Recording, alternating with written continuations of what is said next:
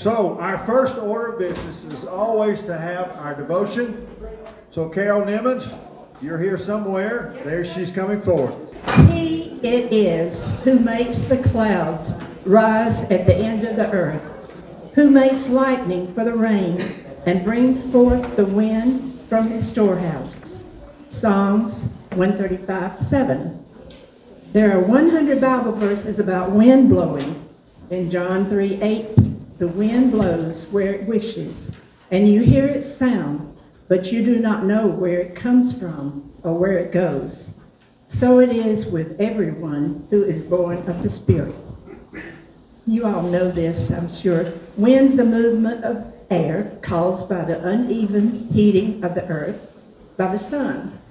Warm air from the equator rises higher into the atmosphere and migrates toward the poles. This is a low pressure system. At the same time, cooler, dense air moves over Earth's surface toward the equator to replace the heated air. It's not so simple as that, however. Does God control the wind and waves? It may be hard to explain nature's miracles, but God can act miraculously. When Jesus was in the boat with his disciples and they were afraid of the wind, which Jesus calmed, Mark 4:41, and they feared exceedingly and said one to another, "What manner of man is this, that even the wind and the sea obey him?" Wind is always moving air, but it can be gentle, such as a light breeze, or violent, as in a hurricane or tornado. But remember the saying, if March comes in like a lion, it will go out like a lamb. This weather folklore stems from ancestral beliefs in balance, meaning if the weather at the start of the month was bad, like a roaring lion, the month should end with good weather, gentle like a lamb. The lamb and the lamb passage is Revelation 5:5-6. But that reference is different. It refers to Jesus Christ. He is both the conquering lion of the tribe of Judah and the lamb who was slain. The lion and the lamb are descriptions of two aspects of Christ, the Messiah, the perfect and ultimate sacrifice for sin. Thank you, Carol. Do we have a flag in here? Is it? Okay, right here. Let's all stand and do a pledge. We'll give these. All right, let's do our pledge. I pledge allegiance to the flag of the United States of America and to the republic for which it stands, one nation under God, indivisible, with liberty and justice for all. All right, I'm going to ask Lisa Douglas to come up and introduce our speaker who needs no introduction, but deserves one. So, Lisa, where are you? She's back there. Come on forward here, Lisa. Good morning, everyone. I did not know I was going to introduce Dr. Dirr, who needs no introduction among us. I offer my thanks, and you should too, because if he and Bonnie had not come today, I would be reading out of his book to you about it. So it'll be a much more interesting. Put the mic up close, up close. It will be a much more interesting and edifying lesson from Dr. Dirr. Trees of the southeastern United States. I'm promoting that, right? He will talk about it. True. I have Dirr's Encyclopedia of Trees and Shrubs. I have the 2011 version. There is a 2019. This is my field copy. So I lift this and go into the field instead of going to the gym. If you like to look at trees and illustrations, do you know this one? It's a good one. And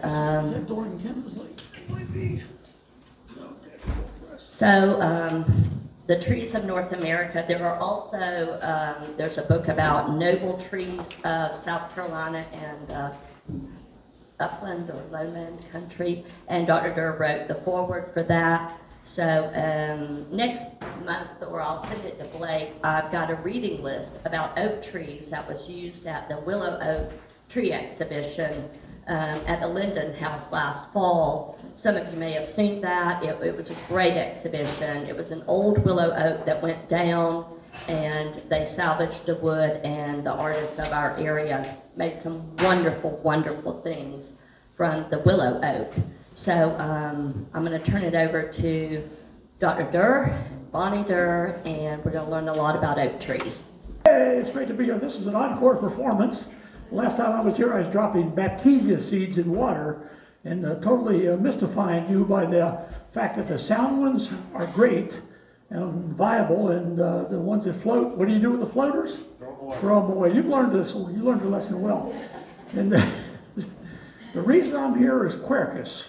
And you have a handout. If you're like most students, you won't look at it. But some of you may. So we're going to take you through this. Also, you have an interesting hybrid oak here that if you squeeze it, it gives you stress relief.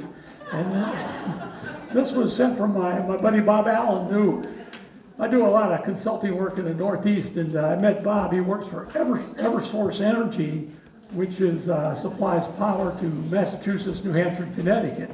And we met. He's a UMass graduate, as am I. And we met on a tree walk on campus once, and we were talking trees under power lines. They, as you know, they got a snowstorm coming this week up there. So it's always an issue with a tree falling down. So his idea was, could we put together a utility arboretum, 30 under 30, and find the trees that would work? Well, guess what? We pulled it off, and we got these utility arboretum in Massachusetts, Connecticut, and a couple in New Hampshire. And the idea is to educate you, Jane Bath, or Mike Dirr, about the best trees, the right place. I think it says it on here, right tree, right place. And you know, it saves a lot of money. They spend something like $120 million a year pruning right-of-ways just for trees. So I don't think the savings will ever be passed on to the customer. With the utilities always raise the rates when things go south. But at least the idea that they're saving money is kind of a good thing. We'll take our handout. We're going to run you through this. I also have a bunch of giveaway plants in the back. Now look, there's page 1. I ran this down to the copy place yesterday. What's that called? Office Depot. Yeah. And on page 3, she gave me an extra page of paper, which I don't need. And you'll see seedlings for sharing. That's Bonnie and I's gift to you, and Lisa's too. But before I do that, I want to thank Lisa. Lisa kind of promoted this. I got deathly sick back in October. I usually don't get sick, but Bonnie saved my life, and good doctoring saved my life. And I'm thankful I'm talking to you. And Lisa asked me to help with kind of this idea of bringing oaks to Oconee County. And I told her I would, and I kind of fell by the wayside, literally. But I am back. Obviously, I'm standing on 2 feet, and I'm thankful for great medical care and the grace of God. But anyway, she went ahead and bought, I think, 25 and 50, several oaks, about 8, 9 oaks, and 50 of pin oak, and has been giving away gratis to members of the community. And I hope you realize this, our community, Oconee County, will be better because of her kindness. There's no doubt about it as we move down the road. So we'll talk to you a little bit about how many oaks are in the world. If you look at your list, you can put it's nice to have pencils. It's nice to have pens. It's like to kind of make a little check mark by what the guy says or the gal says. Otherwise, you can sit there kind of like an acorn and not respond. But let's get going. Okay, the oaks, there's 500. Look at your list. You don't look at me. There's 500 species worldwide, plus or minus. Everything's got a squiggle line because oaks are certainly not well defined. In the United States, there's 90 species, most of them concentrated in the eastern United States and in the southwest, the canyons of Arizona, Texas, New Mexico. And in the state of Georgia, depending on who you believe, or excuse me, the southeast, there's something like 30 to 40 species. And I got 33 listed. I've seen 38, so I just put down 33 at my choice. And I went and just from my own reconnoitering around Oconee County, I wrote down the oaks that I've run into, or you'll see a web page on there that lists it says the Atlas of Georgia plants. You can go online, the email or the web address is there, and you can check for Oconee or Walton or Oglethorpe or Clark and see if that tree, whatever one it might be, is listed in your county. Could be a maple, could be a oak, could be a hickory, could be almost any native plant or shrub. So it's pretty nifty to do. So I did that, and I came up with about 10 to 12. And how many have been to Coney Veterans Park? I mean, I used to go out there, ride my bike, or we did some work out there. Okay, pretend you're with me, and you're coming down the road, you're coming down to the T, and you're looking at the administration building. Off to your right, you see 4 or 5 big oaks on a mound. Anybody with me on that? And my challenge to you is to go out there after this lecture and identify, there's actually 3 different oaks that are mixed in, that are mixed in this composite, and see if you can identify. I'll tell you what they are, and then you can go from there. There's water oak, there's black oak, and there's southern red oak. Now, your job is to separate which is which. So I offer you that challenge, so you do your homework, you come back, next time I come back, which will be about, maybe never, but anyway, give me a call. Okay, oaks are interesting. Oaks are fascinating trees, and we'll get through this in a second. There's 2 great groups. There's a white oak group, and there's a red oak group. The red oak group has bristle-tip lobes. The acorns take a couple years to actually mature, and the bark is what's called rigid-furrowed. And in the white oak group, the acorns, the leaf lobes are usually rounded, not always, but usually rounded. The acorns mature in 1 year, and the bark is scaly and kind of comes off in plates and scales. And if you walk out, and get my directions right, I'm on the side of the church. If you walk out this side of the church by Union Church Road, you will see white oaks. I just looked at them, and you can just pick them out. You're driving down the road. They have a grayish bark, kind of scaly. Boom, white oak, Quercus alba. And so it's an easy way to do it. Here it is. I brought this one. Come in. You missed an essential part of the lecture. Come in. Actually, you missed nothing, but I'm working on it. This is, how many know Wilbur Duncan? You know the name? Anybody know Wilbur Duncan? Great, yeah. Great botanist, field botanist from the University of Georgia. When I was a young faculty member in the Hort department, Wilbur was on the next floor. He was on the 2nd floor. He'd come down to visit me. And I'm in my office, or I'm talking to a student. That didn't bother him. He just barged in and he said, hey, you want to know about it? I saw a Quercus Michowii in a swamp in South Georgia. And he talked to me. The poor student was sitting there, and the student didn't know what to do. But anyway, he's one of the most productive field botanists in this book. If you do not have it, this is the book of choice. It's Trees of Southeastern United States. It lists, and it has keys, it has photos, and great descriptions. And I use it all the time. You see one of my squiggly pieces of Post-it notes in there. So it's called Trees of the Southeastern United States. I think I put it on your list there. Yeah, I did put it on your list. So in University of Georgia Press, and I believe it's still available. And if not, get online. There's probably a copy floating around on Amazon or somewhere. Highly recommended. And again, not just for oaks, but from Acer to what's the rarest plant on there? How many have ever heard of Planera aquatica? Water elm? Anybody? See, there's a vast new field for you. My wife's embarrassed. You know water elm? Oh, well, Planera, Planera, ring a bell? Anyway, I'll talk to you about it later. We must move on now. How do you identify an oak? That's a good question. If there's no leaves on it, what do? You go, I don't know what I'm looking at, like everybody else in the free world. However, there's one way you can look at the leaves, lobe leaves, bristle-tip leaves, and all that. In the wintertime, I collected 4 oak branches, and I have about 10 oaks in my garden. And if you look, the terminal, what's called the terminal of the shoot or stem in this case, since there's no leaves, they have cluster terminal buds. They have multiple buds at the terminus of the stem. And so once you get to this stage, you can pass these 4 around. They're all 4 different. If you can identify these, I'll give you a free tree book. You know what your chances are? 0. Not good. But you can pretend. But take a look at the terminals. And the other thing is, I hate to borrow that back from you, that's important is we use leaf arrangement as a key in identification. And all oaks are alternate. You know what that means? Bud. They're not opposite each other. There's not 3 of the node called world. They are alternate. All maples are? Say it. Even. Opposite. So, you know, obviously I taught the plant materials, the plant taxonomy in horticulture for many years. And you take the simplest thing to start out with. You don't make it complex and confuse it from the get-go. You start off with, can you look at the stem? And if it's alternate, hell's bells, you know it's not a maple. And if it's opposite, you only got about 7 genera in the tree world that have opposite leaves. Can you name them? Give me one. Ash, dogwood, except for a couple. Not many. There you go. Let's get those around so people get excited. And page 2, flip the page if you're with me. The bud scale, Froggy Bunny. The bud scales on oaks overlap like shingles on a roof.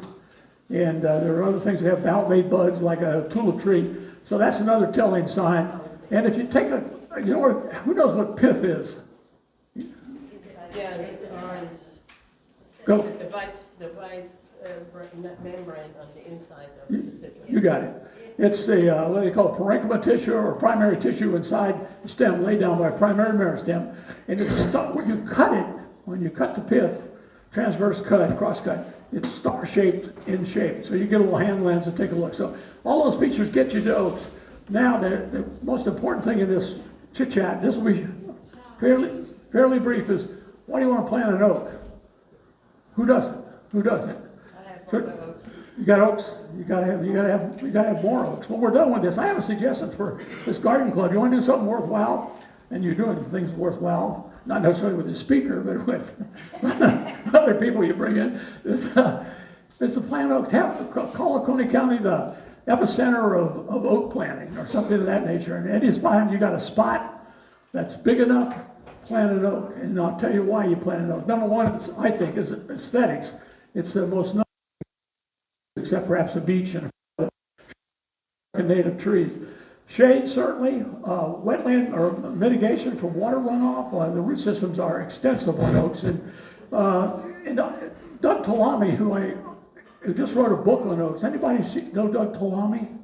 Yeah, he has a book called Oaks. I've read the whole thing. I don't agree with him all the way because he's a pseudo-guerrilla ecologist, but there are certain things that are worth reading. But he takes his oak tree outside of his house and he goes through it month by one, what the bugs are doing. And I think, Lisa, you can correct me, I think he's up to 557 caterpillars that feed on oak leaves. So it's absolutely amazing. So they're essential to the ecosystem. You know why caterpillars are important to birds? Protein. You can put all that stinking bird feed out like you want to, and it ain't going to feed those baby birds. That's why those birds are foraging for caterpillars, and oaks are a big part of that, and a giant part of that. Black cherry is a big part of that too. Black cherry is about the second most number of caterpillars. Are there any oak chairs in here? Look at all this plastic crap in here.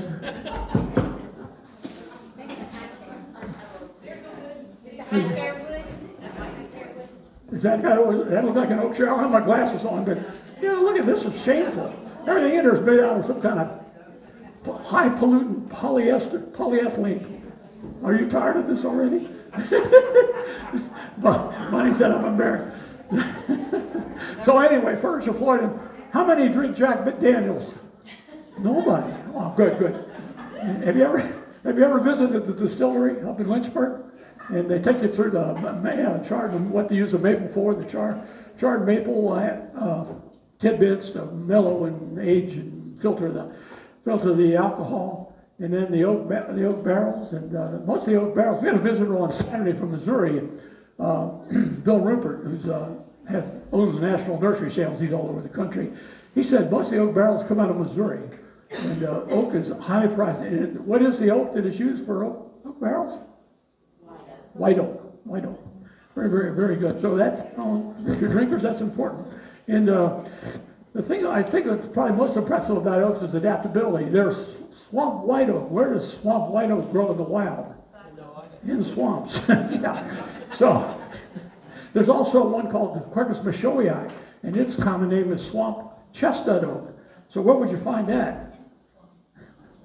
In a swamp. Okay, now I'm going to take you up to, how many have ever hiked Rabun Bald in Georgia? Boy, what's wrong with this group? This is good for anybody that's 60, 70, 80, up you go, and then you roll down. Pretty much here about that.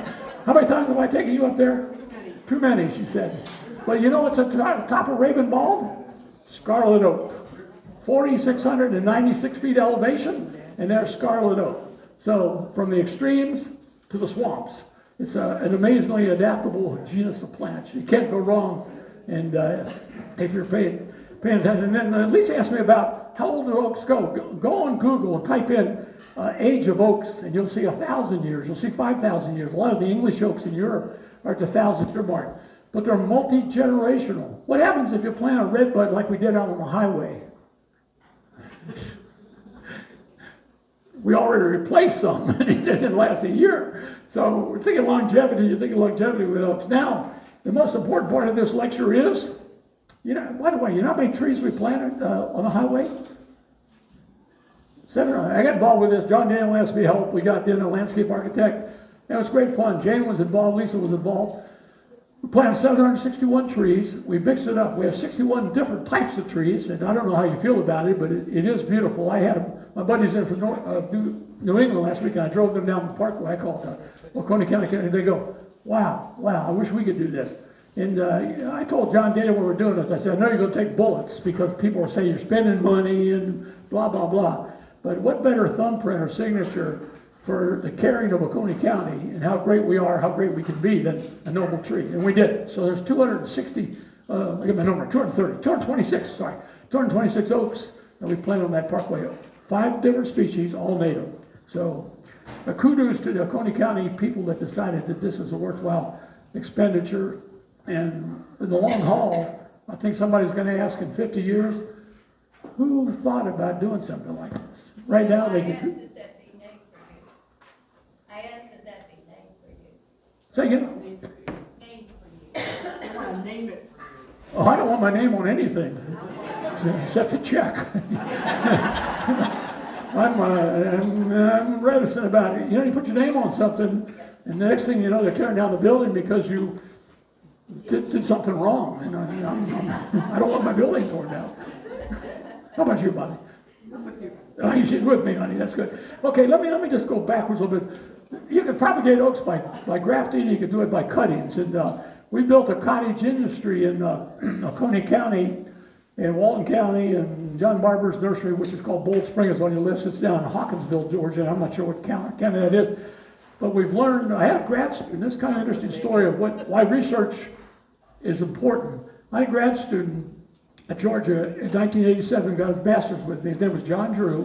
John went on to get a doctorate of pharmacy, and he's at St. Francis Hospital in Columbus. We still communicate all the time. And I told John, I said, John, you changed the way oaks are propagated and grown in the United States. When John showed you could root oaks, 10 different species, the hardest one to root was white oak. It was almost impossible. The willow oak, 50%, overcup oak, 50% or so, 40 to 50%. And it started Select Trees, and also, did I bring a Select Trees folder? I think I did. Maybe not. Let's see, it was flipped over here. Yeah, this is Select Trees. They used to be right on Stone Mills Road, Cold Spring Road, and you still see big trees in there. Those are all rooted cutting oaks, which was unheard of until John did his work. And Mike Glenn, who owns Select Trees, and John Barber both took this thing commercial. And every oak you buy now, from them anyway, is not grafted. It's not a seedling. It's a clone. And let me throw this out to you. How many of you go to Oconee Veterans Park to walk or to run or drive through or take your grandkids or watch a soccer game? When you go in left and right, what are the oaks? That's high tar oak. That's one of the original selections rooted from cuttings that Mike and I made. We walked through a block of 500 trees, and we picked out about 20 that we thought were the best. Free of mites, central leader, dark green foliage, middle of summer. And that started the ball rolling commercially. And it's been phenomenal to watch. It really has. I still work with those guys. I mean, this is, how old am I? I'm pretty old. And, I've had lots of great years, and it's been fun to see the industry thrive and grow and make a difference in our green world. So that's anyway. Now it's seed time. So you can stay with me, or you can leave me. Bonnie, you got those cups of water. This is like a magic trick. And I know you guys like magic. Oh, yeah. So I was in the parking lot of Epps Bridge Center and also Bank of the Ozarks, where we have a CD that's paying us 0.5%. And I found a tree loaded with nut all oaks. And so I got a bag. There was a state trooper that was watching me do this. Actually, the blue car with the flashing lights. And I'm there, this is true. I'm looking at him, he's looking at me, and he literally just said, he drove off. So when you, it's a little late to collect acorns in the season, but when you collect acorns, if there's, I'll just throw the whole rigmarole in here. How do you know if they're viable? The first thing you do is you look for weevil holes. They're little like pin-like holes in the nut itself. If there's holes, throw them away. The next thing you do is you float them.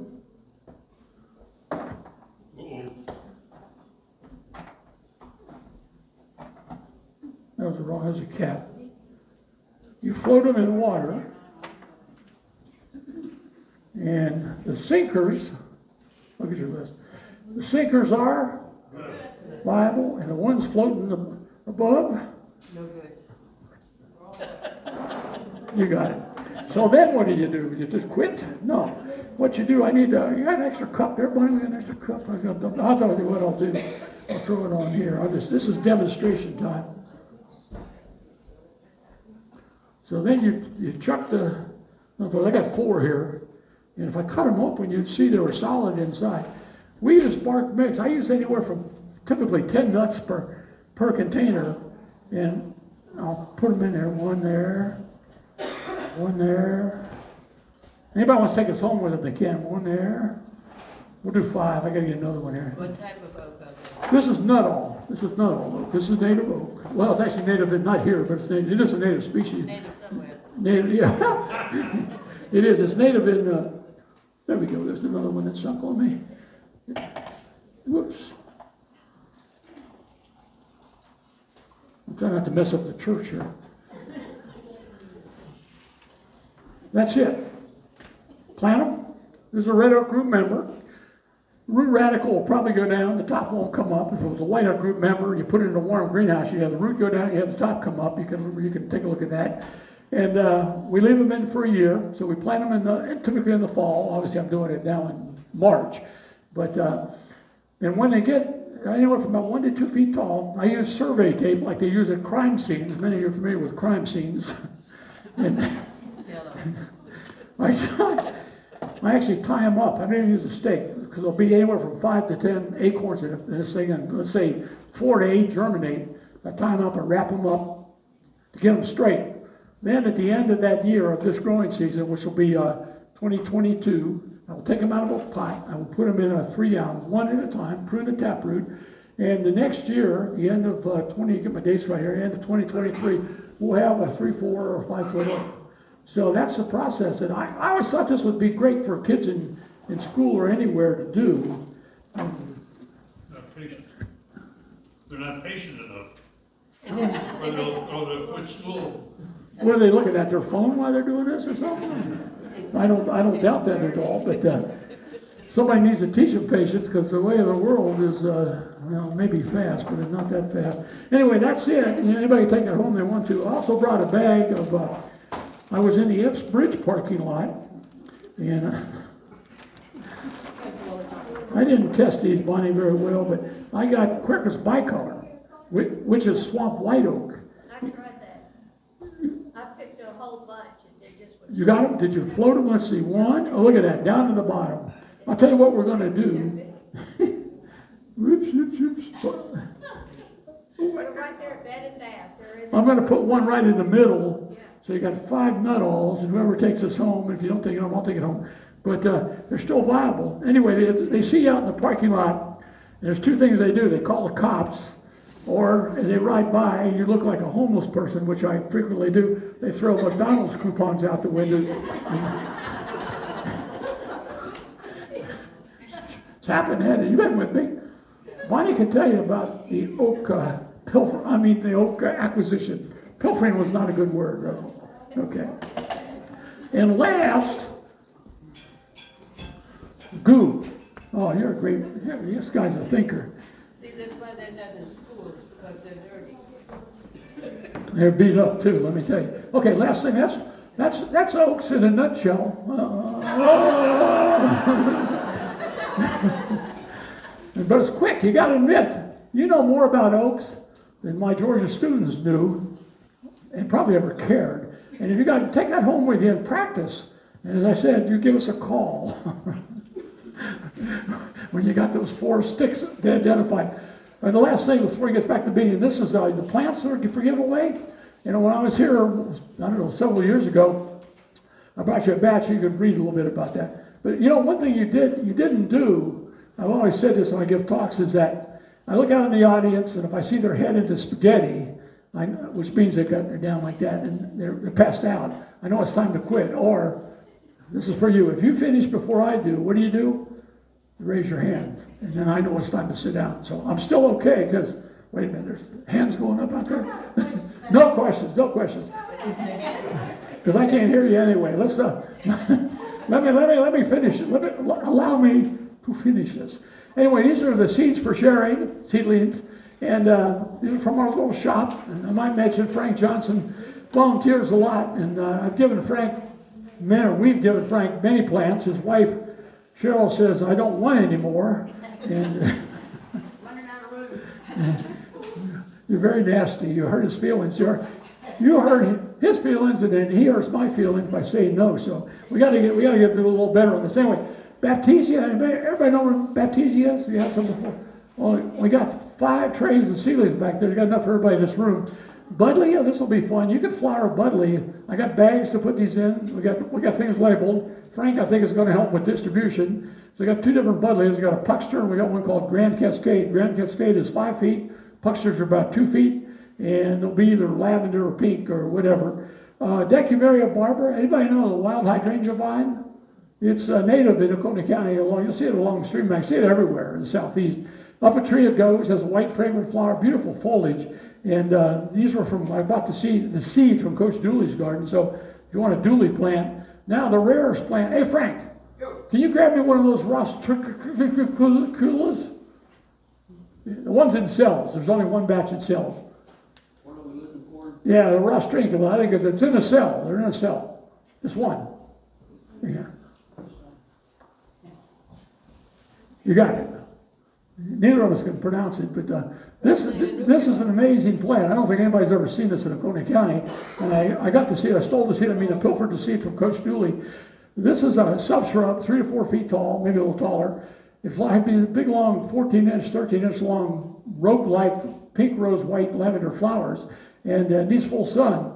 But this is the first time ever offered in Oconee County. So there's about 30 some down there. If you got a garden, you got a sunny spot or pot.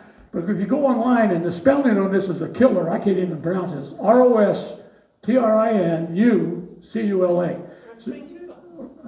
Is that what it is? Well, you're better than I am on it. So this is kind of unique. And the last plant is Schizophragma hydrangeoides moonlight. Seed came from Coach Dooley's garden, as did this so-called wild or whatever Rostricula.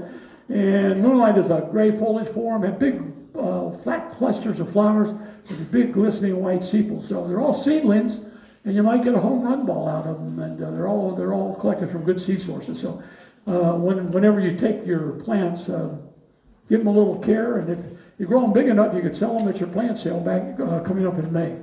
Okay, I'm done. You're done. Folks are finished, and I thank you for putting up with me and my wife. Well, as usual, Mike Dirr did not disappoint. Outstanding job. Thank you very much. And thank you again for bringing the plants. A great friend of the club. And we're glad to have him and Bonnie visit with us at any time. Okay, let's get to our business part of our meeting. And then we want to hear our secretary's report. Who has got the secretary's report for us today? Sent out, by email. Oh, sent out by email. Did everybody get a chance to review the notes? Did anybody have any changes or corrections they need to make? If not, I'll entertain a motion that we approve the report as submitted. There's a motion there from Pam. Is there a second? Second here from Rosemary. All in favor say aye.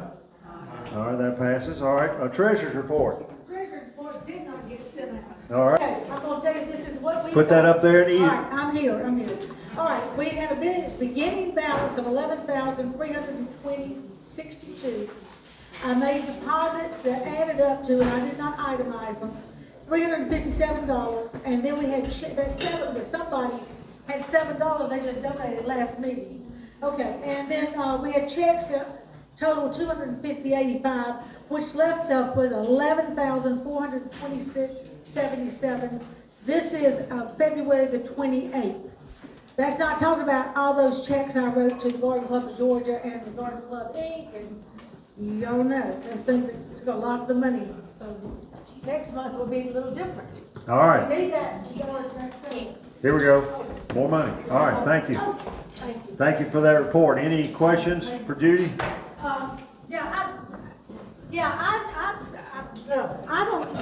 I have had a really hard time, y'all. I had that surgery back in December, and Ellen Purvis helped me by up your money in December. If I have left you off of a list, it was not intentional, because I am trying my best to get everything itemized. I gave Sarah Ward a list today. I gave Cheryl Johnson a list. She is going to update the emails, and we've got some new people today that we don't have the information, but I will get it to you. Trying to make sure we've got everybody that should have been registered with the Garden Club of Georgia, because I sent the money in. And I think they're just having their own set of problems over there, but I wrote them an extensive little note to try to explain where I was coming from in our club. So we'll see what happens in April. Thank you. I'll hear a motion to approve the treasurer's report. So moved. Is there a second? Second. Yeah, all in favor say aye. Aye. Okay, at this point, what are we gonna do with that money? All right, Bob is gonna come forward now, Bob Kraling, and give us a report on a couple of grant requests that we'll be voting on. So Bob, come on up. The board came up with the idea, since we have a fair amount of money, to maybe put out some grants to the people we support over the years. And one proposal was submitted by Shauna McGrath. The other was submitted by Steve Scruggs. And there's a copy of their proposals on the table. There's probably one or two to the table, maybe more. But Shauna is going to retire at the end of the school year. The Rocky Branch Garden Committee wants to support conservation of 9 native butterflies of Georgia.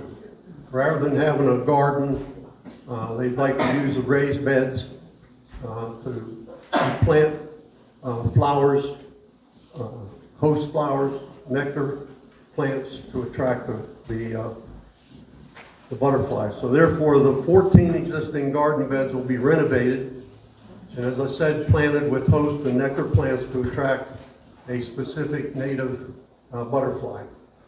The plan is to transform the beds by the end of the school year. So as people are going to help at the garden club, that's what you're going to be doing. You're going to help transform these beds.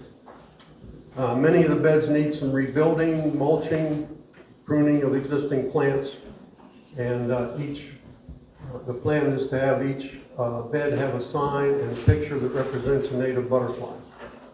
The monarch butterfly station will continue as is, and the estimated budget is $1,070.08.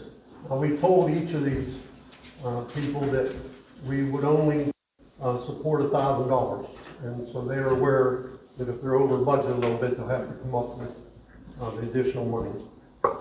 So this $1,000 will go towards buying host plants, nectar plants, metal butterfly signs for each bed, slate signs to label the plants and butterflies for each bed, and butterfly larvae to start certain butterflies that are not yet in the garden, and as well as building materials. So that's a proposal from Shauna. Well, I think we need to vote on them independently before we get to the one about Hardebeer Wildlife. So you've heard this presentation, and because it comes basically from a committee, it's a form of a motion by itself. Doesn't really need a second. Yes, question. Where are the beds?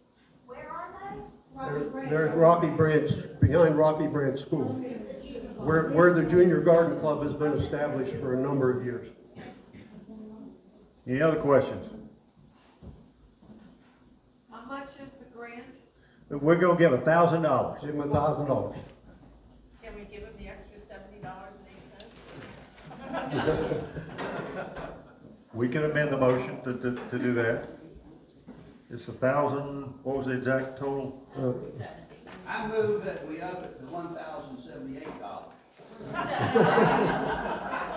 All right, so would you accept that amendment to your presentation, Bob? Yes, yes. definitely. All right, so we got, it's $1,070.08, or whatever. So, all right. Any other discussion? James? Is that, is Shauna gonna be able to coordinate that? Yes, yes, she's gonna stay involved. She's gonna coordinate. Well, I don't know if she, All right. It's good money.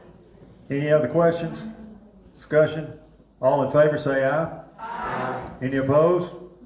Unanimous. All right, tell us about the Hardegree. okay, for the Hardegree Wildlife Sanctuary, they have two buildings down there. One is a fishing shack, and it's used to store a wide range of fishing tackle used in youth activities such as lessons during day camps, and also an annual fishing tournament for children from 5 to 15.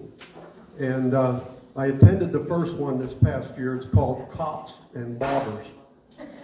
And the reason it's Cops and Bobbers is because the Watkinsville Police Department sponsors that. They had 85 kids around the fishing pond. It was pretty amazing. But steps need to be put on this fishing shack to safely enter and exit this building. The steps will be constructed from pressure-treated lumber and placed on concrete cap blocks to prevent termite damage. The estimated cost of that is $458.12. Then there's a schoolhouse that's used during inclement weather to teach classes on plant and wildlife identification and conservation. Skirting needs to be put around that building to prevent moisture and to keep animals out from underneath. The skirting is a product used to put around mobile homes.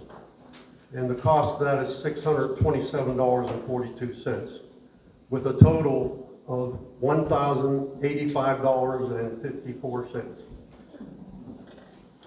Again, as presentation from a committee does not require a second. Any questions, any comments about this particular project? I move that we raise the limit from 6,000 to what it is they've asked for. Okay, so we have an amendment. You're acceptable with that? Yes. Okay, so now $1,086 approximately. Any further questions, any comments? I have a comment. Yes. At Air Show or other parks, that are park, you ride in and you enjoy it. And I've been there early in the morning to see somebody have their breakfast and then leave. Hair Show is locked, so no one can go in except by a registered, without somebody registering to go in. This has bothered me for a long time, because if it's supposed to be a park, I don't see anybody using it unless there's a prescribed event, and then it's closed. And this has been problematic to me from the beginning. I think they were having trouble with four-wheelers and stuff, weren't they? Didn't they have some There are damage? four-wheelers everywhere. Yeah. And this is, you know, you can say a four-wheeler, and yes, there are problems, but there are parks all over the country that do not have a gate that is locked. And, That is a point of order, but I'm not sure it's germane to our discussion. Well, if I could make, a lot of money for people who can't go there. if I could make a comment about that, of course, members only are allowed into the sanctuary unless they're accompanied by a guest or family member. And the gate is locked, and Steve is trying to get some money raised to get a key system where you just drive up. Members will be given the code to the key, and you can go in and out anytime you want. In other words, it's still not a public park. Well, I don't think it's ever been meant for a public park. It's members only. Yeah. So, but he's aware of that. He's aware of people complaining about that, and The next thing is to get a key system, push button key. And you'll be given a code when you become a member, and you can come and go anytime you want. We have that on our farm, the came out of Watkinsville, accidentally, and it's not that expensive. So, I just, I hate to be, I don't wanna be a thorn in the side, but, we're putting a Bible around an old schoolhouse, Well, it's not an old schoolhouse, it's a brand-new building that was donated by Athens Seed Company. yeah, I've seen it, and, there it is, I can keep an animal going, but they'll go in anyway. I just think you need a key, it goes in, that people can go in and use. It's just, I just think it's a private property. I understand it. Yeah. They have to keep some kind of control, because there's been young kids gone in there with Carol? wheels and tore up If, that area. if he needs a key, and I think it would be a reasonable price, why can't we just add that to the grant? Well, you're talking about a key code system, and that may be more expensive. Yeah. That could be a whole separate grant. If it would stay on that price. Restricted. It would still be restricted. Right, Yeah, yeah. they restricted the members. Yeah. The idea of making this sanctuary was not to make it a public park. It was to be based on membership. One question, and I'm gonna dig up one big bag of worms here. Do we wanna support something as the Oconee, as Watkinsville Garden Club, that is not open to the public? Well, we That's support, what we're beating around the bush here. Well, let me say this, they were good to us in terms of when we met and gave us a place to meet during the COVID. We pay for But it. they do public events. Anybody, Yeah. and it's not a big fee. And he has trespassers, if they let anybody in, they're gonna come and deer hunt and everything else. yeah, it's, Fishing rods and equipment, all kind of expensive equipment. yeah, that's true, too. He has a lot of Don't expensive. you think it's more of a preservation place? Right. Yeah. He's trying to protect the wildlife and whatever they are. Well, it's to conserve the wildlife, and it's also to teach young children about the outdoors, wildlife conservation. They have a lot of youth programs that are done out there. Now, I appreciate the debate, and I don't want to cut it off needlessly, but if you have a new issue to bring up, I would appreciate that. But you've heard the various points, and you can vote as you feel led, and I don't want to let you think you have to vote one way or the other. But are there any other points that need to be made?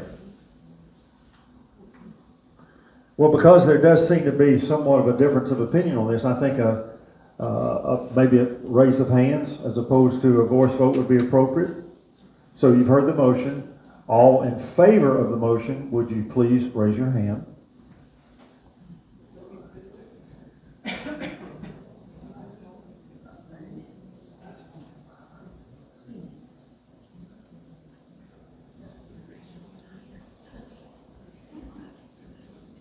Okay. All opposed, would you raise your hand?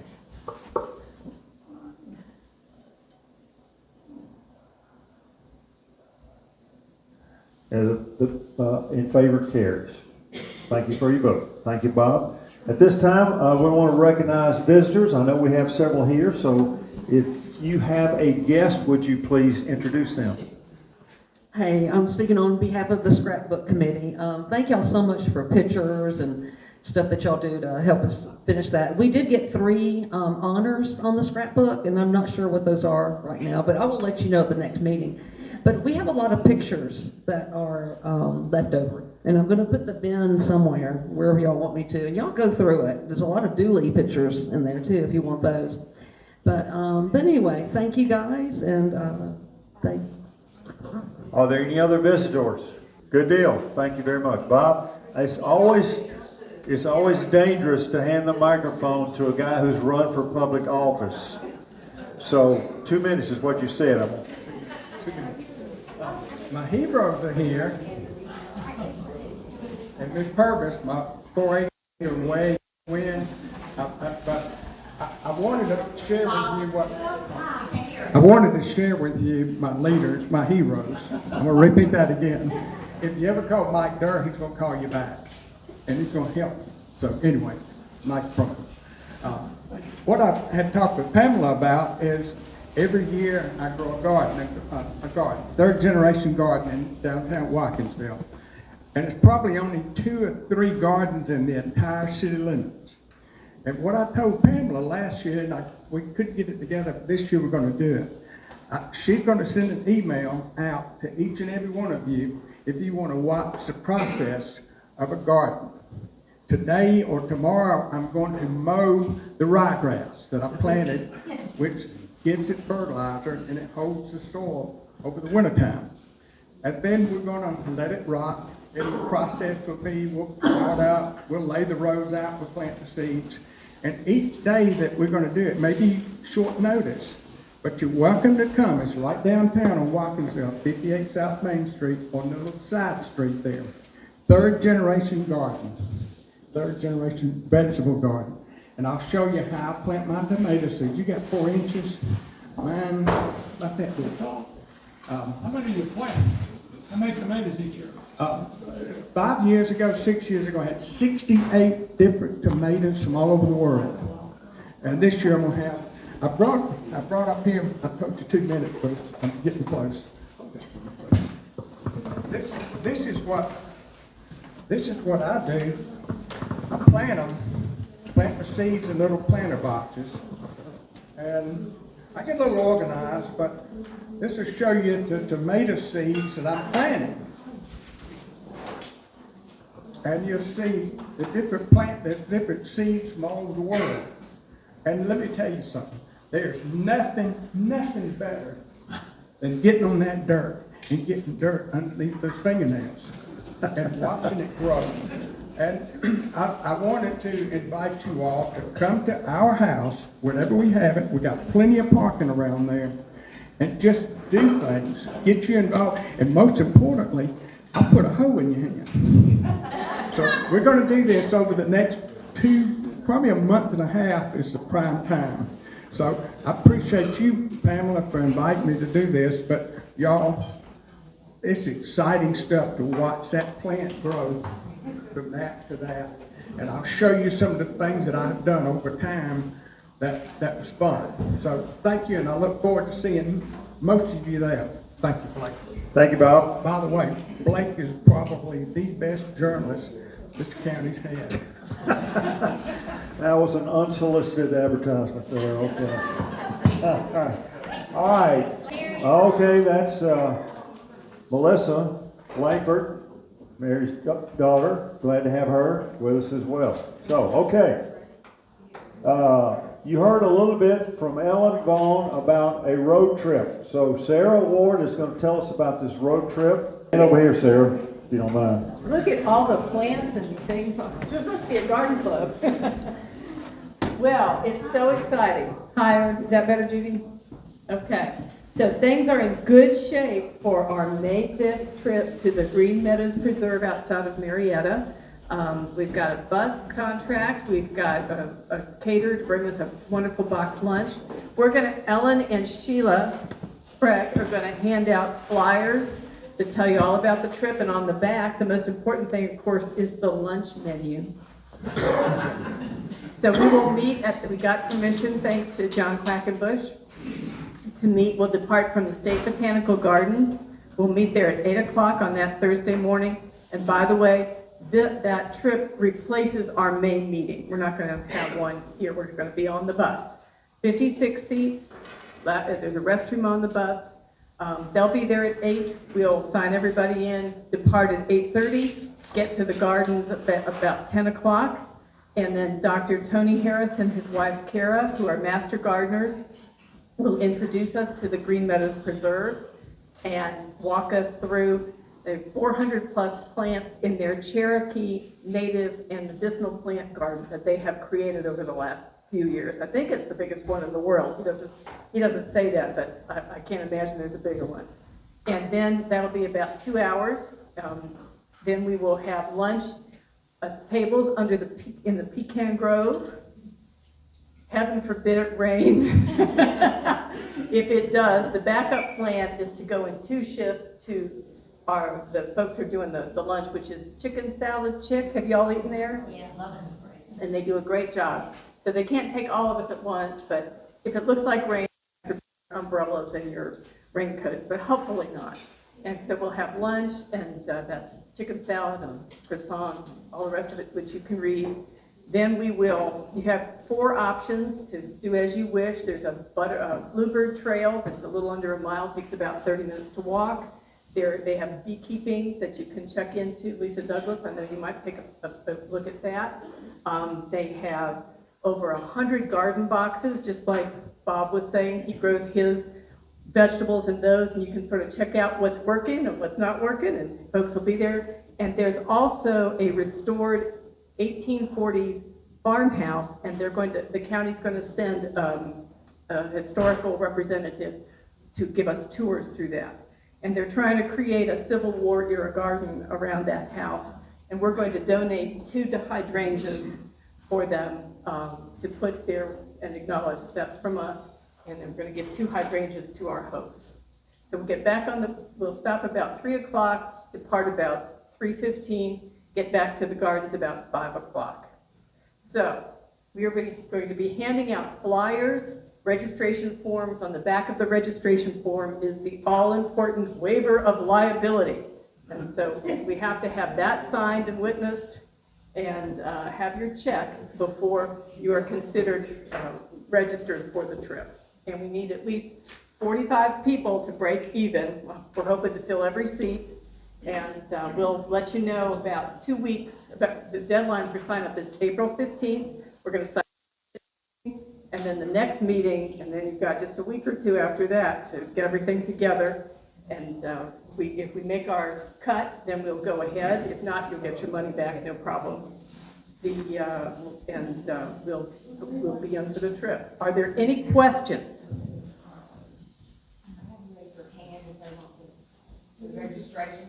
We're going to hand it out to everybody, Sheila. That's okay. Yeah, flyer and registration form to everybody, if we can, please. Okay, so how many people think they might be interested in going? Okay, I'm sorry, it's $50 for Garden Club members and $60 for guests. And Judy, as Judy said, she gave us a list of who's paid and who's not, so we'll find out. All righty, and Deb Ondrachek put together this wonderful basket. It's springtime. If you haven't already, she has little packets of English peas that you can plant. We'll be passing those around as well. And their instructions, and again, thank you to everybody who came today to help put our meal on, because Shirley McCorkle, as you know, has had 2 surgeries and double pneumonia. She feels terrible for not being able to be here. I've got a card for you to sign, if you will, to tell her that we're thinking of her. The cards are back here in the kitchen. And many of you know Judy Cantrell had knee surgery on the 1st of March. We've got another card for her if you would sign that. But Candy, Billiam, Donna Hahn, who's traveling, then Eileen, we never did find that. Then this morning, Joanna Fidel was under the weather, couldn't come. So it's been an exciting morning. But everything's all together. And Carol did the table arrangements. Let's give her an round of applause. Thank you. Thank you, Sarah. Sarah has got a card. Sarah's got a card for Shirley, and it's a high-tech card, and I can make a video, and we can do a video message to Shirley.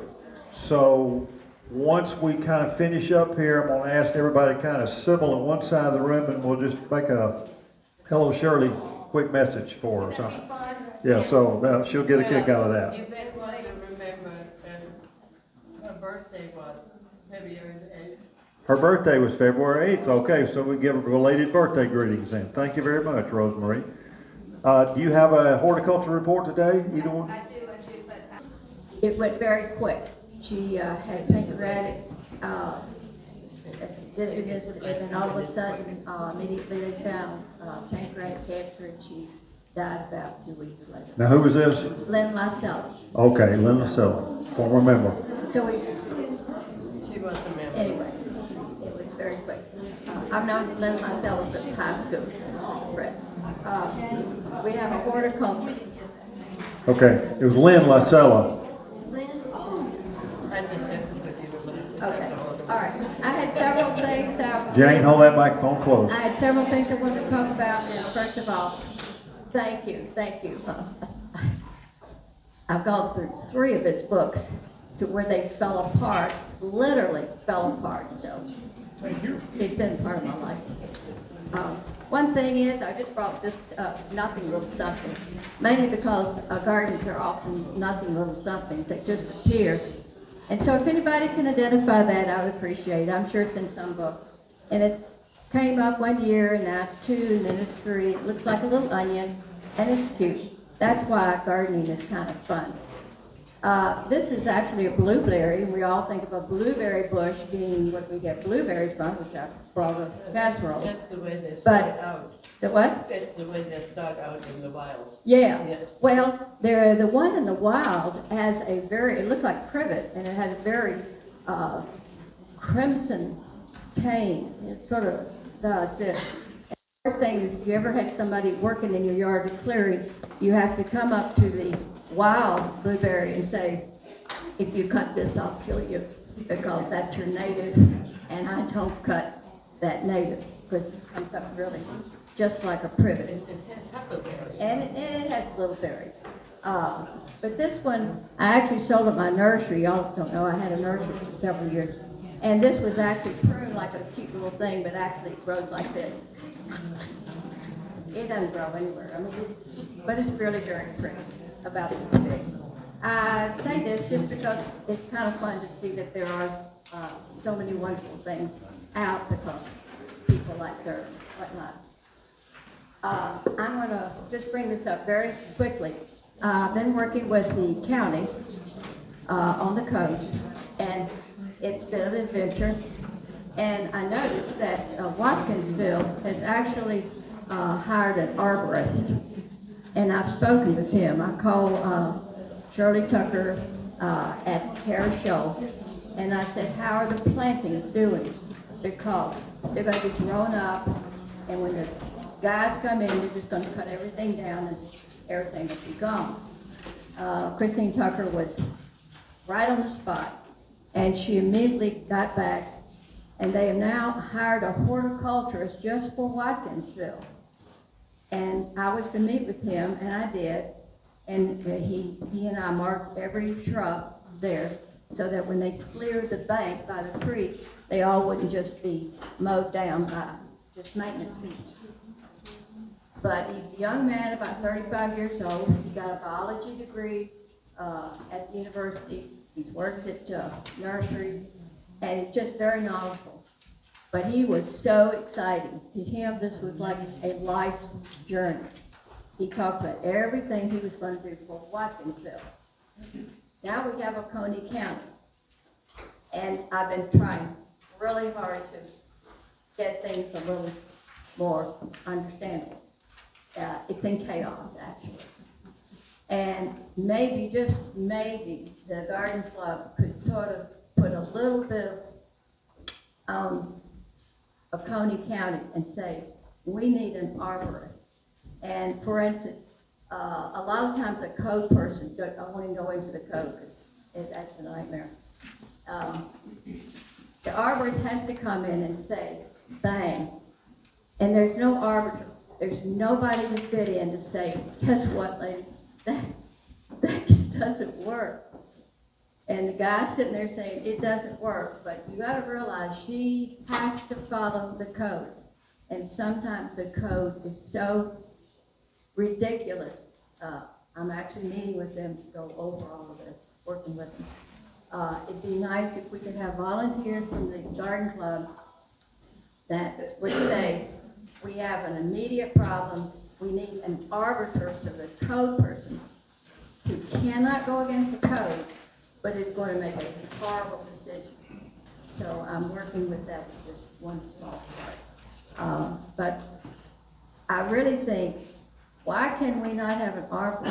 We have school grounds that are ugly as sin.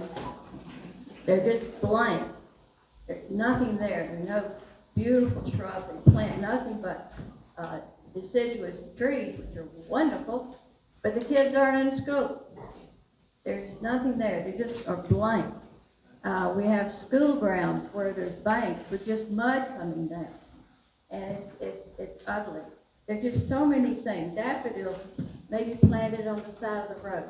In other words, it would be good if Oconee County could have an arborist. If Watkinsville can afford an arborist, I cannot see why Oconee County could not have somebody that really is there to say, Veterans Park, do you really have to cut the crepe myrtles back like that? You know, in other words, maybe help a lot of ways to do the right thing by Oconee County. Because it's too beautiful a county to have people who are engineers, as I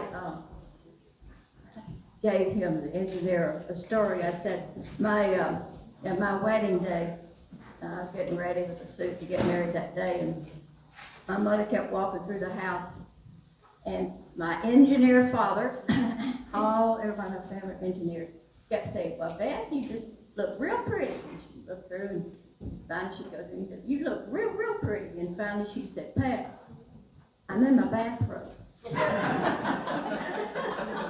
I love engineers,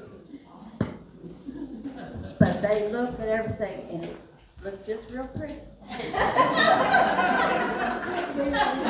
So this just might be something that we could make a little push for Oconee County, so we can get some of those magnificent oak trees, not only right down that road, which is magnificent, but some of these beauties all over in public places, and some beautiful saucer magnolias, some beautiful daffodils.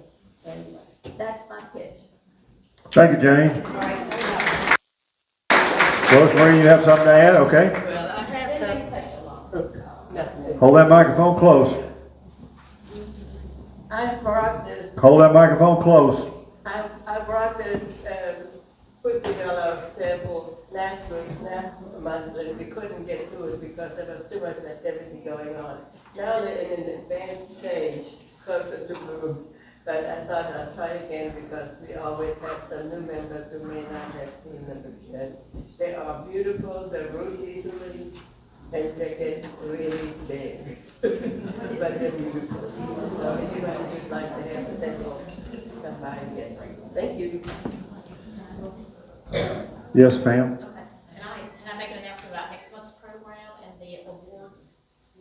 We'll get to that. We got Frank, come on up and tell us about a state of our hydrangeas that we got from Premier Introductions. And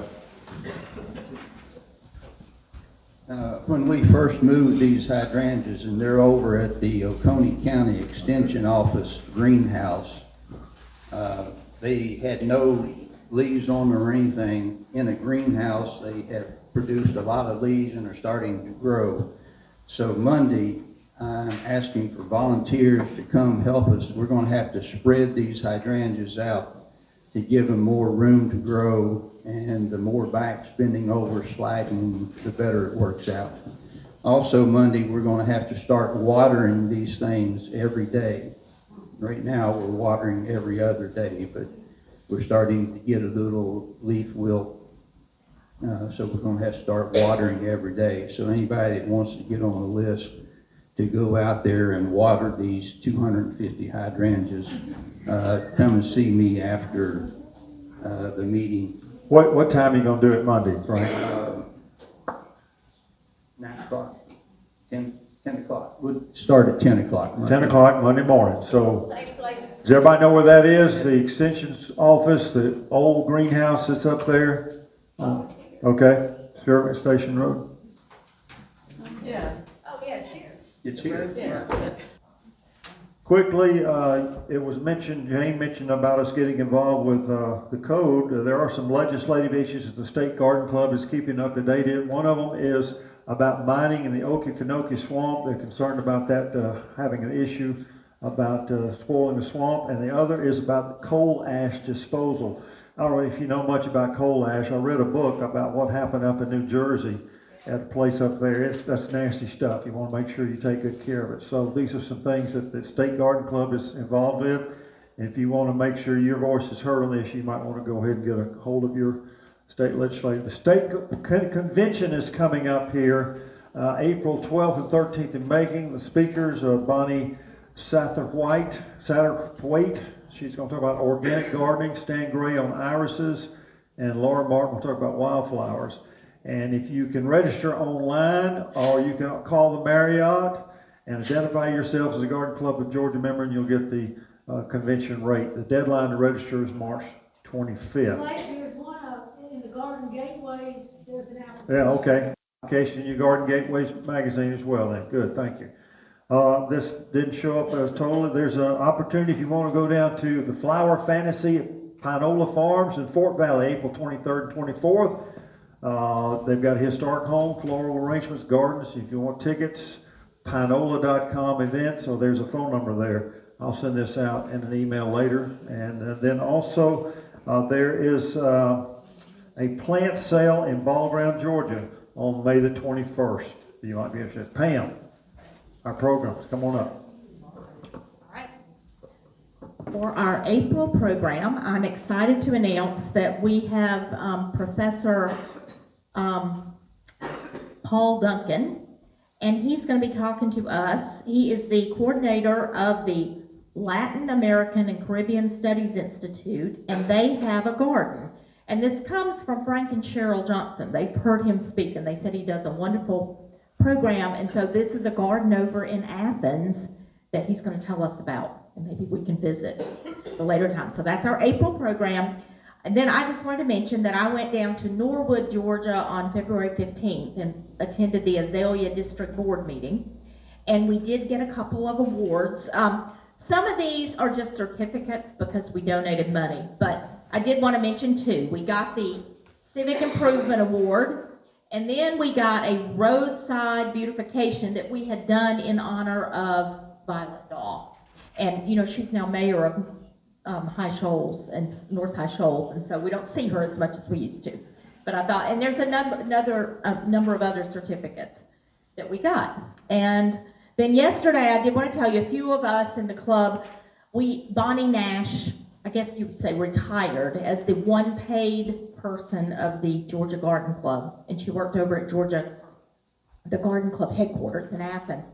And she retired, so they're without we're without an employee, our State Garden Club right now. So I went up and worked there yesterday from 10 to 3. So Garden Club members are volunteering until we can get somebody in place. But there's a committee, and they've gotten applications, and they are hoping to hire soon. Sarah, did you want to say anything about our tree planting out here? And so I'll do that quickly, and then have one more announcement, then we'll eat. When I was hostess in October, one of the members of the church here, I think it was Earl Elsner, said to me that I should go out and look at Ellen Bond's memorial tree. Past President Ellen Bond, who died in 2012, and I guess this tree was planted in 2008 because she's been a tremendous multi-time president of the club. Got many things done, was very well regarded. People did a wonderful job of finding and planting an Oglethorpe oak, which apparently is a very rare tree, but it's not happy. And 14 years later, it really hasn't done much. So what we have done is, thanks to, where's Lisa? Thanks to Lisa, she gave us a southern red oak. And then the Saturday before last, John Quackenbush and somebody that has worked with me went and he cut down the 2 old pear trees that the church had asked us to get rid of, and hauled them off and dug a great big hole and planted the red southern oak out that away now. And then we're going to get a sign made that will fit on a stone to match the other oak that's a memorial oak out there. for the grandson of Earl. And then we're going to have a rededication, and the Kraylings are going to be called upon and have agreed graciously to kind of remind us about why Ellen was so beloved and what she did for the club. And we're hoping to do that next month. At the April meeting. If that's still okay. So that's the update there. Thank you. Okay, thank you. Lois?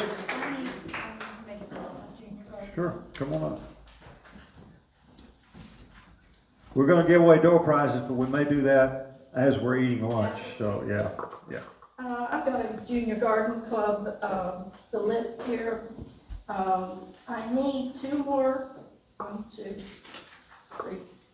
I need 3 spots filled in on the junior garden club schedule. Pam, if you will tell us what you did yesterday. I think some people are afraid to volunteer for this because, they think it's a lot of heavy work, and it is. It's a lot.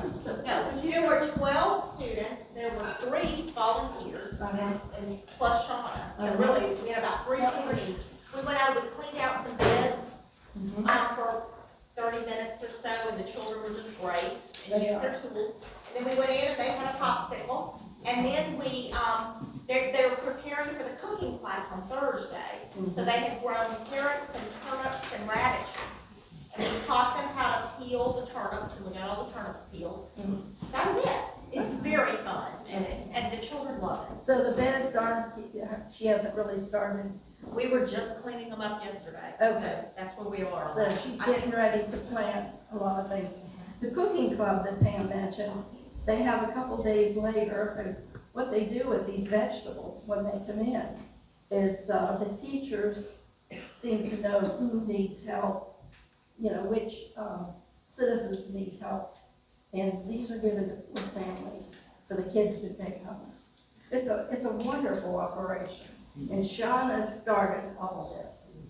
And when she retires, we're gonna have another member here, a garden club every month. She's already a member.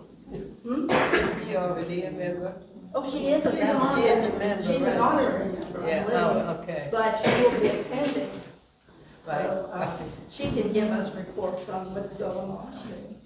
I need 2 people for the 15th of March. And I need 1 person for April 26th. So if you could call me and tell me, of course you have to be trained now. And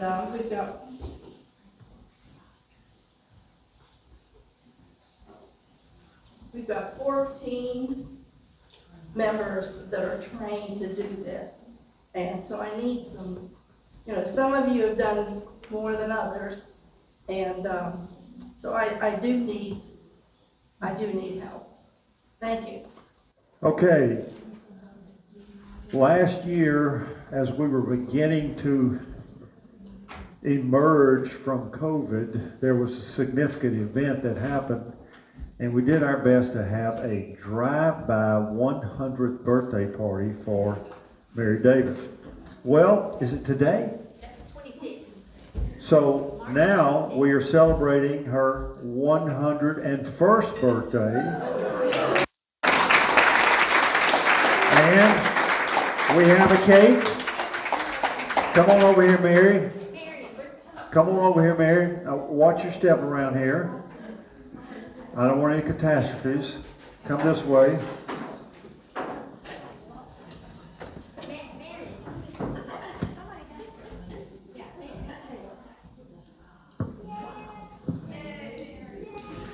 Okay, now, who's a good singer? I know we are. Somebody's got to get us going. You ready?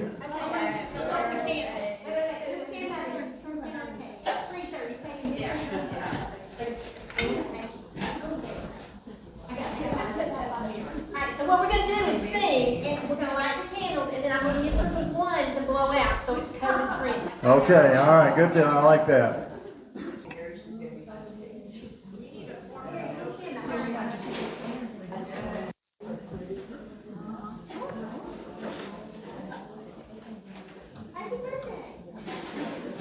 Okay, get us going.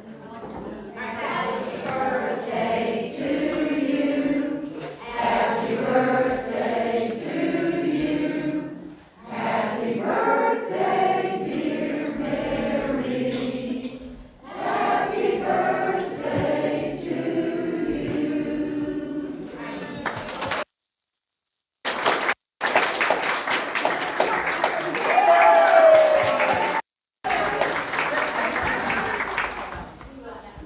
If there's no further business, the dining room is open.